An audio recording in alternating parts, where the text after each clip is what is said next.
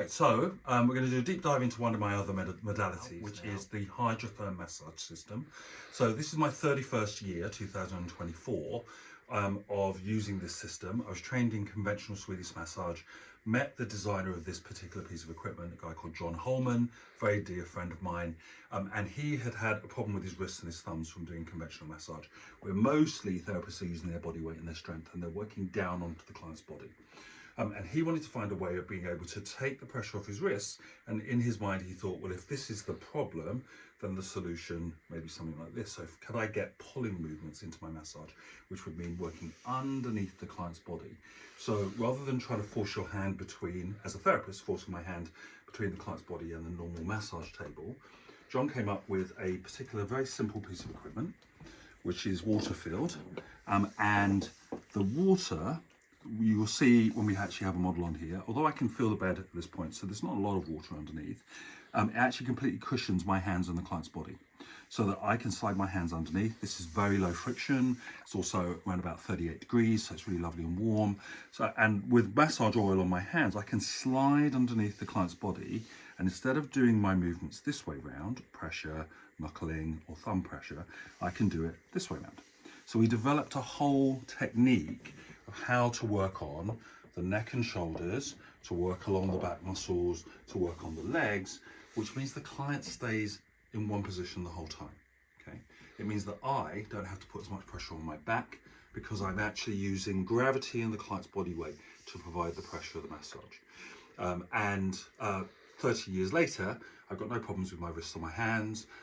I've worked with a huge cross section of clients, some of which wouldn't have been able to have massage without this. So I work often with elderly clients, pregnant clients. I have clients who've had strokes or wheelchair users, and I have in one of my clinics, I have a massage table that I can lower down to that level, and they can get onto this table relatively easily, and then they never have to move.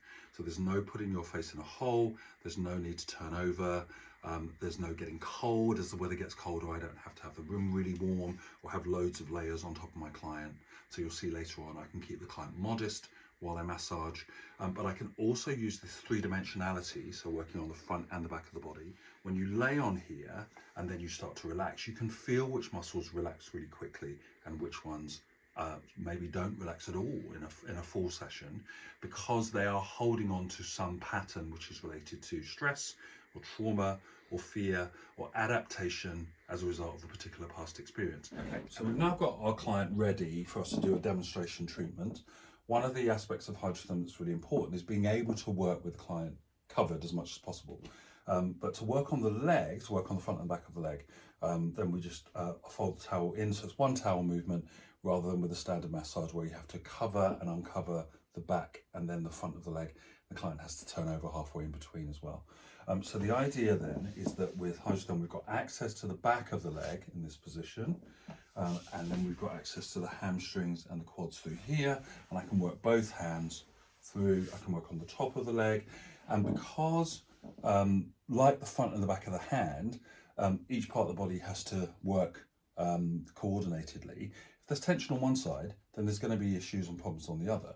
So if someone has an issue with their hamstrings or the back of the legs, if you can't work on the front of the leg at the same time, that's going to actually mean that the massage is going to be less efficient and less effective, which also means things like the hips are going to be affected in that regard. So here on the hips, I can also get to the buttocks for things like sciatic pain, lower back issues, but my client again isn't exposed. They're not having to lie face down, which throws their lower back into more of a curve. So this is much more comfortable position to work on this part of the body through here. And then coming up into the upper part of the body, I've got this access all the way in to the shoulders. I'm actually not using any oil yet, so I'm going to do some oil massage in a minute, but the fact that I can get this much easy access with my client not having to help, with them not having to move excessively, with no pressure on their breathing or on their chest or their abdomen for clients who that be an issue for. That obviously means that my client's going to be in a much more relaxed state to start with, and that relaxation is going to continue throughout their whole session. So I'm just going to now just free flow through some movements so that you can get a sense of how the actual massage works.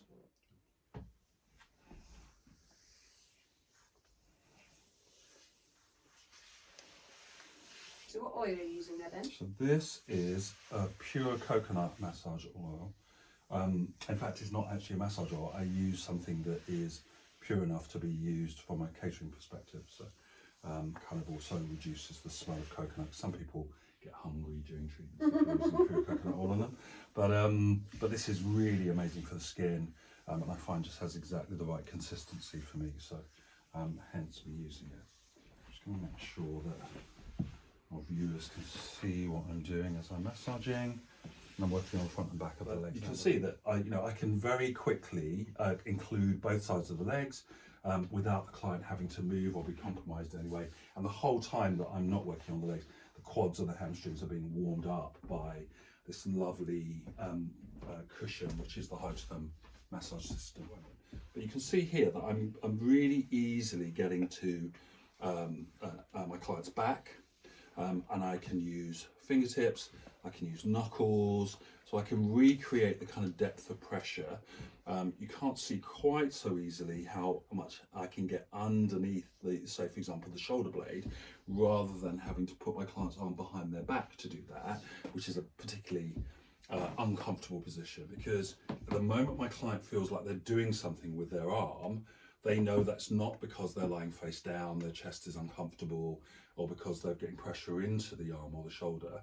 So they can feel that they are deciding whether or not a movement is easy or difficult. Yeah, so hydrotherm therapists are normally trained in a particular kind of massage first of all, Swedish massage, aromatherapy, beauty therapy, and then they do an online course now, which back in the day I used to teach therapists hands-on, but they do an online course to take their skill set to the next level, and then they have the Hydrotherm system on their massage table. Great. So some of you who are watching this video will have had back, neck and shoulder massage, or they've had a facial, and so you've been in a position that's similar to this, but you won't necessarily have your knees raised, you won't be laying on warm water, so you won't be moving around in the same way. This position can sometimes give people back issues because their lower back's not supported, and Hydrotherm really does a fantastic job of supporting the spine. The water molds into the curves of the spine, so the body can still move. You can see here when I'm working the upper body, but equally the client can sink back into the support of the Hydrotherm. But when you are then having a particular area's massage, so this is called the décolleté or the upper chest, when you work in this area, the therapist now has much easier access to come down into lower parts of the body and to link muscle groups like the trapezius into tensions in the shoulders. They can even come down underneath the arm and actually work right the way down into the back, as long as they're not leaning too far over the client. And so Hydrotherm then allows a combination of things, so you can have facial massage and back, neck and shoulder massage in one position uninterrupted. Equally, therapists can feel if clients are holding tension in the chest that's affecting the shoulder position, whereas if you're on a hard surface, you press down, you don't get any give, and so you're not necessarily then being able to tailor your work to work up away from the water unit and down into it, which adds this whole three-dimensional aspect to Hydrotherm. But then regarding the neck, you can turn the head to one side. If clients got particular tension issues in the neck, do some really lovely kind of traction and stretch-based work, again without compromising the rest of the comfort of the client. And you can imagine if you've got a neck tension, working this way and working with gravity is much more comfortable than putting your face in a hole, lying face down, or even trying to have your head turned to one side while you're lying face down. For other people who may have breathing difficulties, may have hay fever, may have a cold, if they're kind of slightly bunged up or blocked, lying with their face down is going to be pretty much a deal breaker in terms of whether they can actually have a comfortable and effective massage. Equally, there are Hydrotherm qualifications in areas like pregnancy massage and in also working with cancer patients. Because pregnancy, I can imagine, is a big thing, right? Because you get to a certain point in your pregnancy and massage is out, it seems, because you can't lie on your front. Exactly. Right? With this, you're not compromised. You can actually incline the bed to about 30 degrees, and you can do a really effective massage on someone who's late-term pregnant. So, in fact, on some of my socials and on the Alchemy of Being, I've got a video from earlier on this year in 2024, where I was working on a yoga teacher who was 36 weeks pregnant, and she was giving her feedback afterwards. Amazing, yeah. And it is a deal breaker. It's something I'm very passionate about, that mums to be know that they can have a massage that's more effective than a conventional massage. And then once they've had the baby, they can still keep having it, because if they're breastfeeding, again, they don't. So one of the major advantages of Hydrotherm, because clients don't have to lay face down, is that it's perfect for women with large busts. And one of the things about that is really close to my heart, literally, without a pun intended, is that for a number of years I've realised that the posture of ladies with larger busts tends to be their shoulders being forward, because they're de-emphasising the chest and not trying to draw more attention to that area. But that in itself causes problems in the back of the neck and the shoulders, and causes the head to carry forward, which all of us are doing more anyway because of looking at mobile phones. So exacerbating an already existing postural problem. And when you massage someone with a standard massage, you lay in the same position. So you lay forward, your breathing's restricted as the therapist presses down onto your back. You're actually getting more pressure on that area. So, for your bog standard client, that's going to be mildly uncomfortable. If a client's got any kinds of issues in this area, like they're breastfeeding, it's that time of the month and they're a bit sensitive in the bust. Would that be the same for any gender if they had a lung, or any kind of breathing or respiratory challenges? Exactly. At the other end, where we're looking at clients with specific medical issues, like someone who's got COPD, for example, you wouldn't want to lay them face down unless you're actually doing percussive work on their rib cage. But you could incline the bed, and then people who have breathing issues would still find that they can have an effective massage in a comfortable position.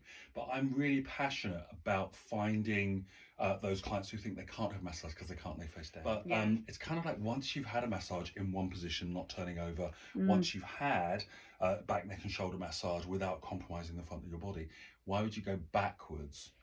Have something else. So, the more, every opportunity I have to promote to pregnant women, to female clients, to clients with breathing difficulties, it's a real opportunity. Are there any benefits for men of this positioning? Obviously, I know they may not be, but is there anything? Not so much from a positioning perspective, but from the point of view that they want to have a nice firm massage, but they can't. And some men don't want to have a female therapist.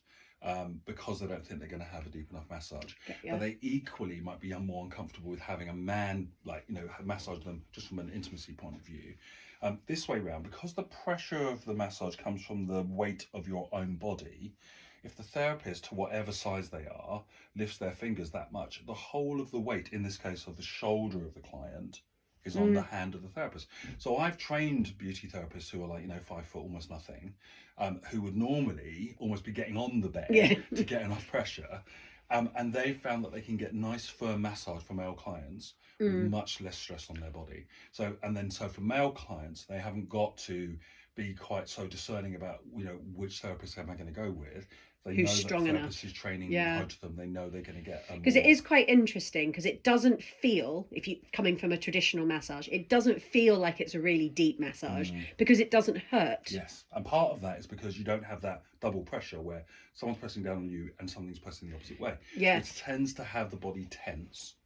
And then that tends to increase pain. Whereas this way around, the most pressure I can put on somebody is to effectively lift them completely off the bed, which is their body weight. And because there's no restriction on the front of the body can actually move and arch, and that again manages the pressure levels. Because there's something I certainly know for myself and other of my friends that you've treated, they're kind of like, but it's not as deep as normal. And I think it's breaking that association between deep massage and the pressure you feel against the bed. So there's this difference. Is actually deeper, isn't it? Well, it's deeper in terms of penetration into the soft tissue and access to things like behind the shoulder blade.